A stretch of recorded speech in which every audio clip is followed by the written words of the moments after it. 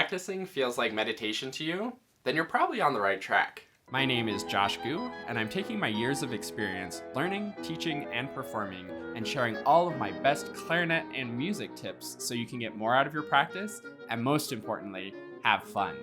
You can learn more about all of my many resources at QuickStartClarinet.com, and don't forget to subscribe to this channel and hit the bell to get notified when I post new videos.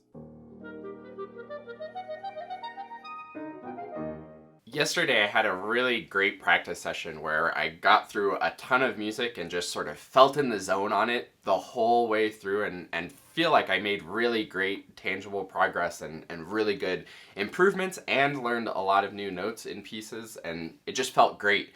And I've noticed for quite a while now that those really good practice sessions feel really sort of meditative. And I'm not an expert on meditation, and I'm not a very good meditator in general, but I do find it very interesting and have done a good bit of research and watched a lot of videos about meditation. And I think there is a really interesting correlation between meditation and deliberate practice that I wanted to explore in this video. Now, of course, you don't have to meditate regularly to get the benefits of this or to be a productive practicer. I do think that there might be some really strong benefits between meditation and performance. So if that's something that you would think would be interesting to learn more about, leave a comment and I'll make a video in the future about meditation and performance. But in this one, I want to talk about meditation and deliberate practice. So what meditation is, and again, I'm not an expert and don't know everything there is to know about meditation by any means, but in my basic understanding of what meditation is it's sort of a meta look at yourself and introspection and sort of awareness of the moment. Now, what I mean by that, the term meta is this idea of sort of reflecting on itself. So when a book is very meta or does something very meta, it's where it sort of takes a step back and has this different perspective and is sort of observing itself and commenting about itself. Same thing when a film does that as well. So when an actor like breaks the fourth wall, that's a little bit of sort of a meta moment. And I think it's not a coincidence that that term meta and meditation sort of start with the same root of the meta. It's spelled differently, and I don't know if they're actually connected, but I do think that that idea of meta is exactly what we're going for in meditation, and the goal of meditation is to sort of calm your mind and then observe the mind. Normally we think of ourselves as we are our mind, our thoughts are us, our thoughts are our reality. But when we meditate, the goal is to sort of remove ourselves from our thoughts, observe the thoughts, and observe our surroundings and reality in sort of a meta way. Now, what does that have to do with playing the clarinet and practicing? Well, when we're practicing, I think we want to have that same sort of meta third-party observer perspective to our playing.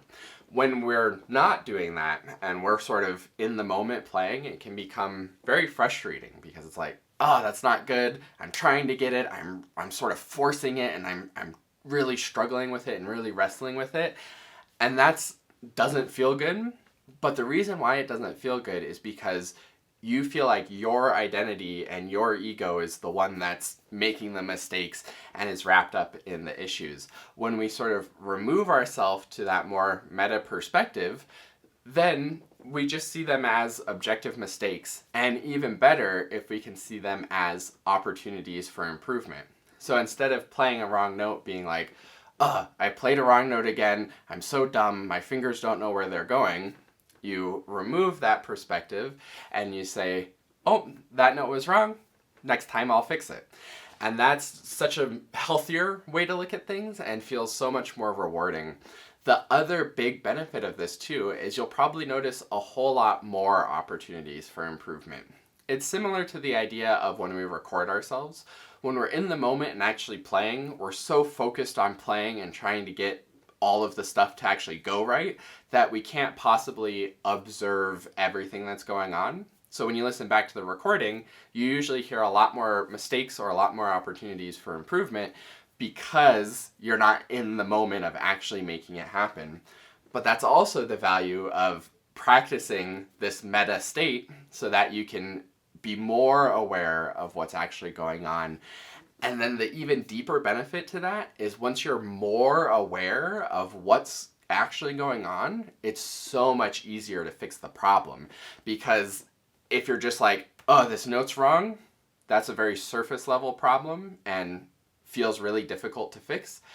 If you can observe, oh, that note's wrong because I was thinking we were in G major instead of G minor, then you have an easier solution and a path to a solution. And that's just one example. There's lots and lots of different ways that this can apply. So I hope that this has been helpful and sort of interesting to think about. I really encourage you next time you're practicing, see if you can tap into that sort of third-party observer, that meta state, so you can observe everything that's going on within you. How does it feel to play? When you make a mistake, why did you make that mistake? Realize that that mistake's not the end of the world. It's not an inherent identity flaw in you. It's just a mistake that happened, and you can go back and get another opportunity to fix it and find more opportunities for improvement. So let me know in the comments how this goes for you, if this was an interesting topic for you.